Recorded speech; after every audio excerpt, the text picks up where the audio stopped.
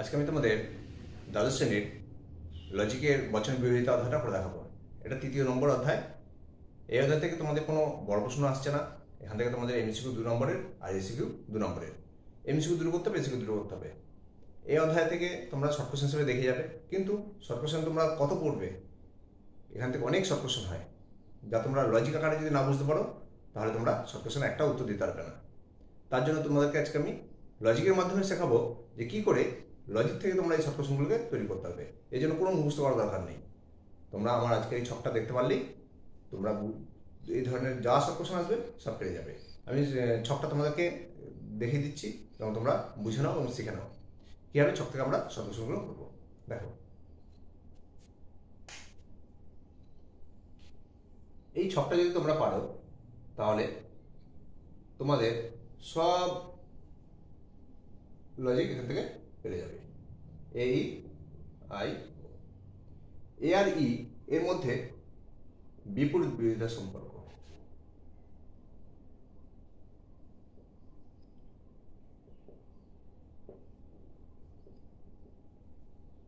তাহলে কি আছে? এ আর ই এর মধ্যে কি সম্পর্ক? বিপরীত বিরোধিতা। একটা শর্ট কোশ্চেন হয়ে গেল। তাহলে এ বচন বিপরীত বিরোধিতা কি? ই বচন। ই বচন বিপরীত বিরোধিতা কি? এ বচন। তাহলে কত শর্ট কোশ্চেন হলো? 2-3 খানা শর্ট কোশ্চেন এখান থেকে তোমরা পেয়ে গেলে, যা তোমরা বই মুখস্থ করলে বুঝতে পারবে না। আবার দেখে অধীন বিপরীত বিরোধিতা। অধীন বিপরীত বিরোধিতা।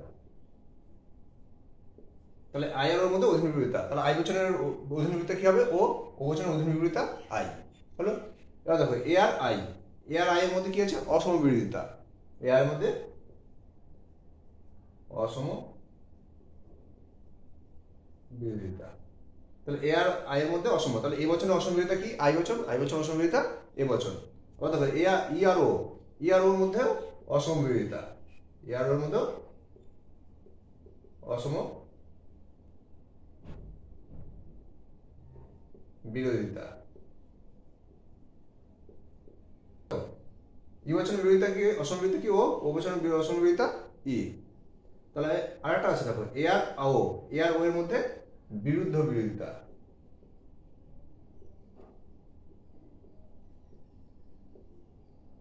আবার ই আর আই এর মধ্যে বিরুদ্ধ বিরোধিতা।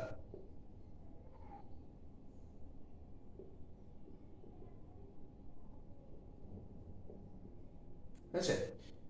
তাহলে আমি এইটুকু যে ছকটা তৈরি করলাম, এই ছকের মধ্যে তোমাদের কতগুলো শর্ট কোশ্চেন হয়ে গেছে দেখো। এ বচনের বিরোধিতা ই বচনের বিরোধিতা এ, আই বচনের বিরোধিতা আই বচনের অধীন বিরোধিতা ও বচনের অধীন বিরোধিতা আই। অসমতে আসো। এ বচনের অসম বিরোধিতা আই বচনের অসম বিরোধিতা এ, ই বচনের অসম বিরোধিতা ও বচনের অসম বিরোধিতা ই, এ বচনের বিরোধী বিরোধিতা ও বচনের বিরোধী বিরোধিতা এ, ই বচনের বিরোধী বিরোধিতা আই বচনের বিরোধী বিরোধিতা ই। তাহলে কি আছে? এইটুকু ছকের মধ্যে তোমাদের অনেকগুলো শর্ট কোশ্চেন হয়ে গেল। দেখো এছাড়া কি আসবে? এছাড়া আসবে সংজ্ঞা, অর্থাৎ কাকে বলে। এই সংজ্ঞা বা কাকে বলো এই ছক থেকে আমরা তৈরি করবো। কি হবে দেখো, এ বচন কি বচন বলা হয়? সার্বিক সদর্থক বচন। এ বচন বলা হয় সার্বিক সদর্থক। ই বচন কি বলা হয়? সার্বিক নমর্থক বচন। আই বচন কি বলা হয়? বিশেষ সদর্থক বচন। ও বচন কি বলা হয়? বিশেষ নমর্থক বচন। তাহলে কি আছে? এ বচনকে সার্বিক সদর্থক, ই বচনকে সার্বিক নমর্থক, আই বচনকে বিশেষ সদর্থক, ও বচনকে বিশেষ নমর্থক। যেটা আমি তোমাদেরকে এর আগে গুণ আর পরিমাণের যে একটা ভিডিও আপলোড করেছি আর ব্যাপক যে একটা ভিডিও আপলোড করেছি, ওখানে আমি ভালো মতোভাবে সব এগুলো বুঝিয়ে দিয়েছি। তোমরা এই বচনগুলো যদি বুঝতে না পারো তোমরা ওই ভিডিওগুলো দেখে আসবে, তাহলে ঠিক তোমাদের ক্লিয়ার হয়ে যাবে যেগুলো কি বলা হয়। এ বচন তাহলে কি আছে? প্রথমে কি সংজ্ঞা আসতে পারে? বিপরীত বিরোধিতা। প্রথমে কি সংজ্ঞা আসতে পারে? বিরোধিতা। বিপরীত বিরোধিতা কাকে বলে? বিরোধিতা কার মধ্যে হয়? এ আর ই বচনের মধ্যে। তাহলে এ আর ই বচনের মধ্যে দেখো একটু জিনিস লক্ষ্য করো, এ আর ই বচন হচ্ছে কি? দুটোই হচ্ছে কি সারিক বচন, দুটোই সারিক বচন, কিন্তু আলাদা কিসে? গুণে। আলাদা কিসে? গুণে। এটাকে বলা হয় পরিমাণ, এটাকে বলা হয় গুণ। তাহলে পরিমাণ একই আছে, গুণটা আলাদা আছে। তাহলে এই কারণটাই আমি সংজ্ঞাকারে বলছি। শোনো, একই উদ্দেশ্য একই বিধি বিশিষ্ট দুটি শারীরিক বচনের মধ্যে যখন গুণের পার্থক্য হয় তাকে বিবৃতিতা বলে। তার বিবৃতিতা কাকে বলে?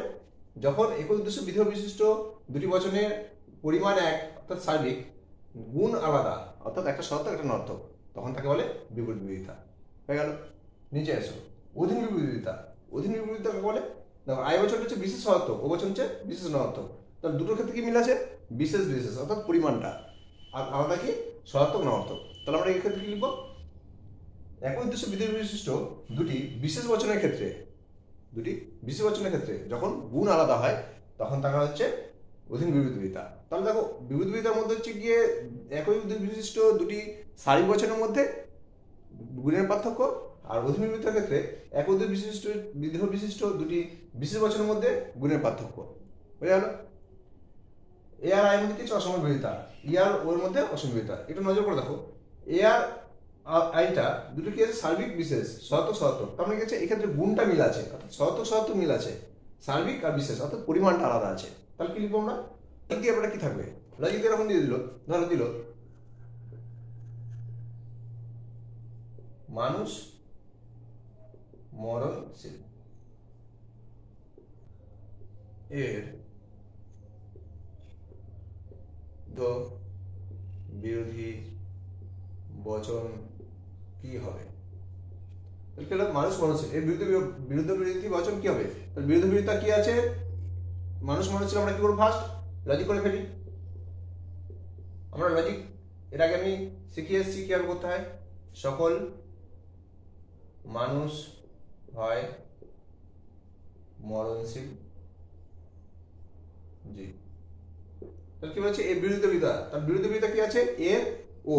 তাহলে এর ক্ষেত্রে ও, ও এর মানব চিহ্ন কোনো কোনো উদ্দেশ্য মানুষ আছে, মানুষই লিখবো। ও বচনের গুণ হচ্ছে কি নয়, কোনো কোনো মানুষ নয়, বিধেয় হচ্ছে মরণশীল জীব। তাহলে কি হলো? এ আর ওর মধ্যে বিরুদ্ধ বিরোধিতা।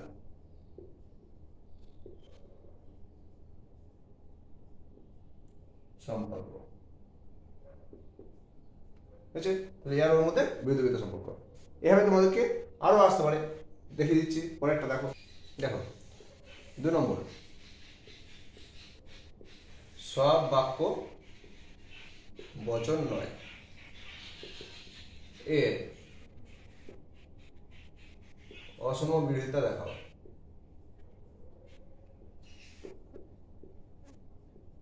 সব বাক্য বচন নয়, এর অসম বিরোধিতা দেখাতে বলেছে। তাহলে এটা ফার্স্ট আমি কি করবো? লজিক করে ফেলি। সব আর নয় আছে মানে ও বচন, কোনো কোনো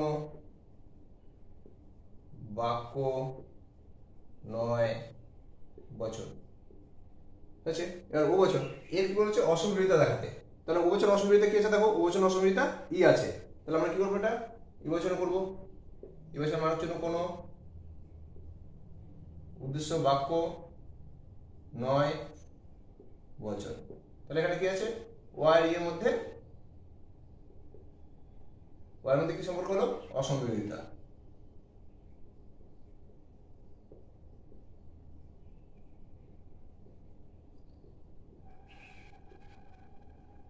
সম্পর্ক আছে। এইভাবে তোমাদেরকে লজিক ধরেও আরো আসতে পারে, তোমরা এগুলো প্র্যাকটিস করবে। ঠিক আছে?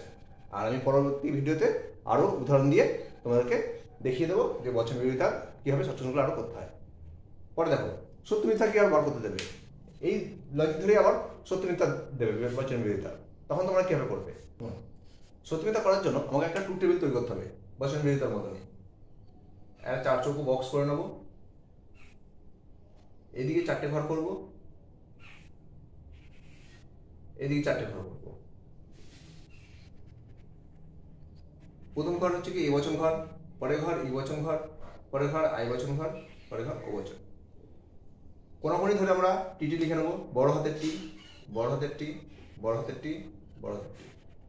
এদিকে কোনাকুনি ধরে আমরা বড় হাতের এফ লিখে নেবো, এফ এফ এফ এফ।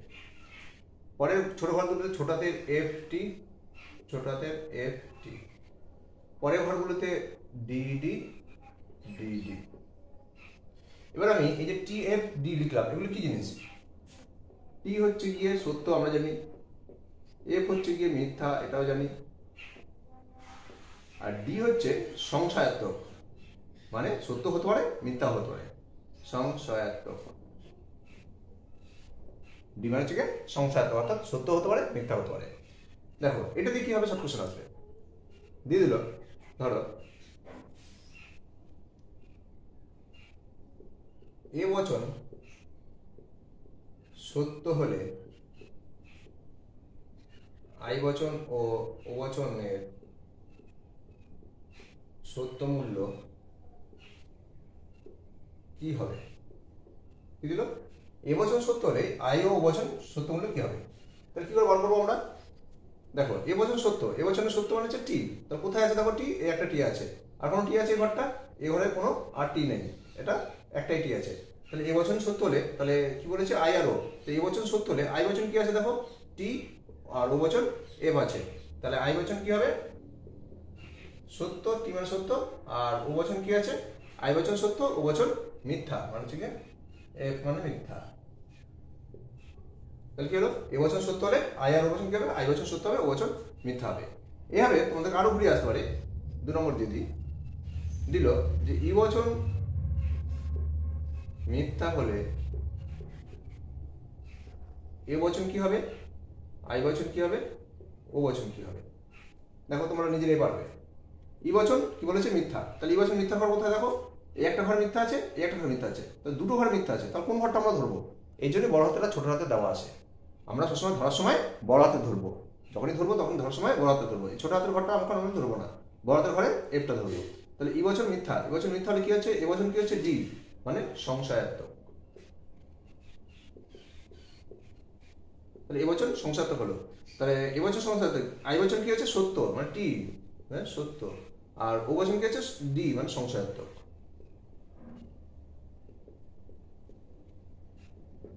হয়েছে? এরপরে দেখো কি হলো, ও বচন দিয়ে দিই একটা। ও বচন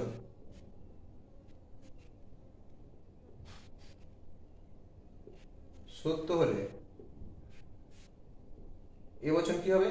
ই বচন কি হবে? আই বচন কি হবে? কি দেখি, ও বচন সত্য, তাহলে ও বচন সত্য কোথায়? ও বচন ঘর সত্য কোথায়? টি, টি, দুটো টি আছে দেখো। আমরা কোনটা ঘর ধরবো বলেছি? বড় হাতের ঘর ধরবো। তা টি, বড় হাতের টিটা ধরবো। তো বড় হাতের টি, ও বচন সত্য, তাহলে এর কি আছে? এতে এফ মানে মিথ্যা, তাহলে এ মিথ্যা।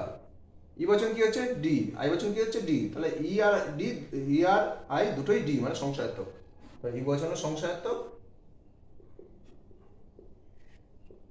আর আই বচনও সংশয়াত্মক। সংশয়াত্মক মানে সত্য হতে পারে মিথ্যা হতে পারে। দেখো এই হচ্ছে তোমাদের বচন বিরোধিতার সত্যমূল্যর পুরোপুরি ক্লাস। আমি আরো ডিটেলসে দেখাতে পারি, কিন্তু অত ডিটেলসে দেখাতে গেলে তোমাদের লং ভিডিও হয়ে যাবে, আর লং ভিডিও হওয়া মানেই তোমরা কেউ আগ্রহী হও না ভিডিওটা দেখতে। তাই আমি এটা শর্টের মধ্যে তোমাদের 4 নম্বর কীভাবে পেতে হয়, 4 নম্বর পরিবারভাবে আমি দেখিয়ে দিলাম যে তোমরা এই 4 নম্বরটা কীভাবে তুলবে। আর তোমাদের এই থেকে যে টপিকগুলো আসে সেটা হচ্ছে গিয়ে সংজ্ঞা ধরে একটা আসে, অর্থাৎ আমি 4টে সংজ্ঞা যেভাবে বোঝালাম সংজ্ঞা দিয়ে দেবে, বলবে এটা কোন বিরোধিতা, বা বলে দিল অধীন বিরোধিতা কাকে বলে, 4টে অপশন থাকতে পারে, বা এসিকিউতে থাকতে পারে। সংজ্ঞা দিয়ে প্রশ্ন আসবে, প্রত্যেকটা বিরোধিতার সম্পর্ক, অর্থাৎ এ বচনের সাথে কোন বচনের বিপরীত বিরোধিতা হয়, অসমবিরোধিতা কোন কোন বচনের মধ্যে হয়, এই ধরনের লজিকগুলো আসবে। আর হচ্ছে গিয়ে লজিক দিয়ে তোমাদেরকে সত্যমূল্য বার করতে দেবে, যে কি এ বচন সত্য হলে অন্যান্য বচনগুলো সত্য মিথ্যা কী হবে, বা ই বচন মিথ্যা হলে অন্যান্য বচনগুলো সত্যমূল্য কী হবে। এইভাবে তোমাদেরকে শর্ট কোশ্চেন আসবে। আজকে আমি তোমাদেরকে এই দুটো টেবিল একটা টু টেবিল করালাম আর একটা ছক করালাম প্রথমে। এই দুটো যদি ভালো তোমরা বুঝতে পারো, তোমাদের আশা করি পরীক্ষায় 4 নম্বর পেতে কোনো অসুবিধা হবে না। এখান থেকে তোমরা পরীক্ষায় 4-এ 4ই পাবে। ঠিক আছে?